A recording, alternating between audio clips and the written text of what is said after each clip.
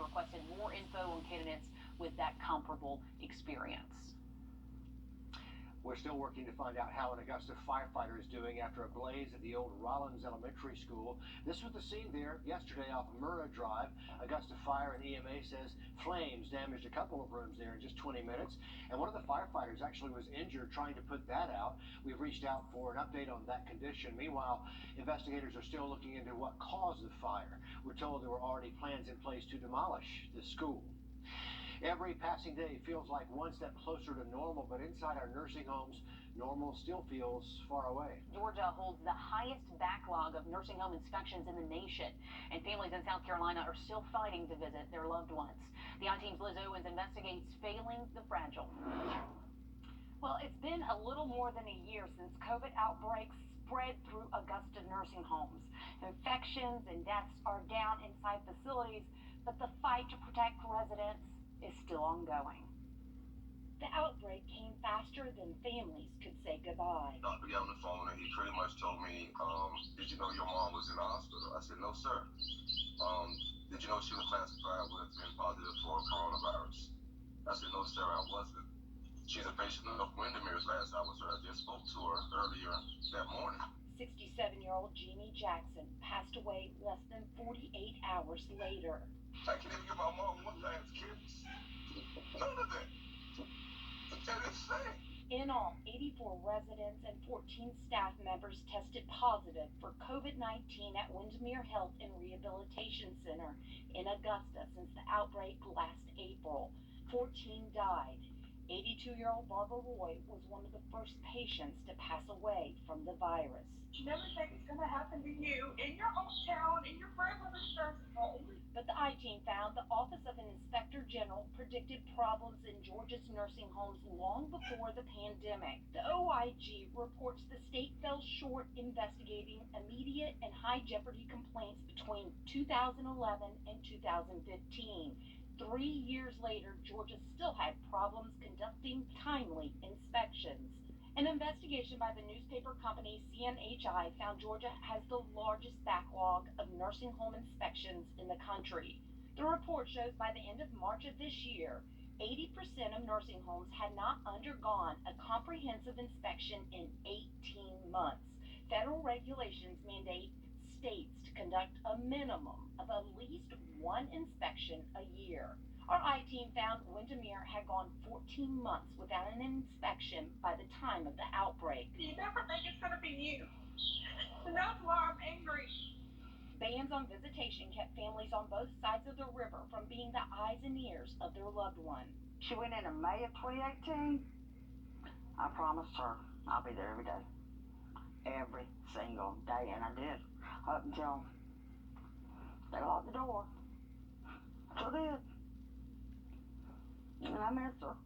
Some South Carolina families came to the I-Team to say they are still fighting for visitation despite this order issued by the state of South Carolina 7 months ago. Family and other relatives of each resident of long-term care facility be allowed immediate access to that resident. Nursing homes should encourage visitation of residents by family and friends. The I-Team found the state of South Carolina has fined 325 facilities, including several in our area. This month, South Carolina updated the order to state indoor visitation facilities are required to allow indoor visitation at all times and for all residents. A facility can limit indoor visitation, but only in circumstances such as a resident is positive for COVID or unvaccinated. So part of the problem, not enough manpower. Lawmakers recognize this in Georgia. This year, they increased the budget so they can get more feet on the ground inspecting nursing homes.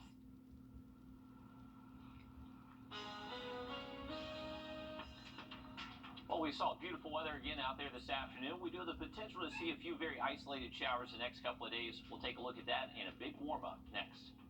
Plus, he has touched all our hearts, and now he's got some pretty good news to share about his own. We're going to hear what's next for little Lamir Johnson. And our local healthcare workers are taking on a new kind of patient when it comes to vaccines. A look at the latest effort to get kids vaccinated in just 60 seconds.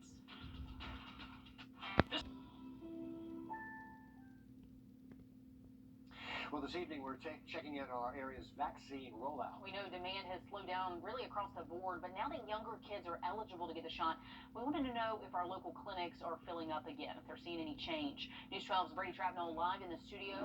What our local health experts say they're seeing. Well, Laura, AU Health has a 3-hour clinic scheduled for tomorrow. More than 60% of the patients are between the ages of 12 and 16 years old. A good start for any age group that many see as the key to reaching herd immunity. AU Health is getting ready for a new group of patients, and the appointments are going fast. The low amongst all the first dose clinics was 37% of individuals that registered were between the ages of 12 and 16. Dr. Joshua White says his team is planning for about 500 or so teens between the ages of 12 and 16 at their vaccination sites this week. To reach them, they're changing part of their approach. So weekends and evenings are going to be key to ultimately getting these individuals access to the vaccine. Although the numbers may be higher than expected, AU doesn't expect it to last for long. But instead, they're expecting spikes in appointments for things like summer camp and back to school. So I think you're going to see a lot of trend of what parents did is what the adolescent may do. The Richmond County Health Department has seen 107 12 to 15-year-olds come through their clinic since the decision to open eligibility last week. For some parents, the decision is very simple. I got the vaccine, so my child will get the vaccine. Others are deciding to wait on more data. But AU Health says at their clinics, they will be prepared with pediatric medical staff on site to answer any questions. Most of the parents that we have done their research and have ultimately decided that it's the right thing for their child. And this Saturday, AU is partnering with Golden Harvest to bring a vaccine clinic to one of their mobile markets in Thompson. Anyone waiting in line for food assistance will have a chance to get vaccinated. We'll have more info on that on our website. Lots of opportunities right now. Brady, thanks very much. Let's have a live look outside as we check out the camp. Even hotter than that next week. Hi guys, it's Lemire again. Oh, do you remember Lemire? How could you forget that sweet boy? We first told you about him back in February. He's the Johnson Elementary first grader in need of a life-saving heart transplant. And some great news tonight. We're learning he's getting ready to head over to Charleston to wait for that new heart. His teacher telling us they're going to be throwing him a going-away parade next week. We've seen Lemire's story touch not only people here locally, but really all across the country. And we'll be thinking about him and his family, and we're going to keep you updated on that very important journey. Just ahead in sports.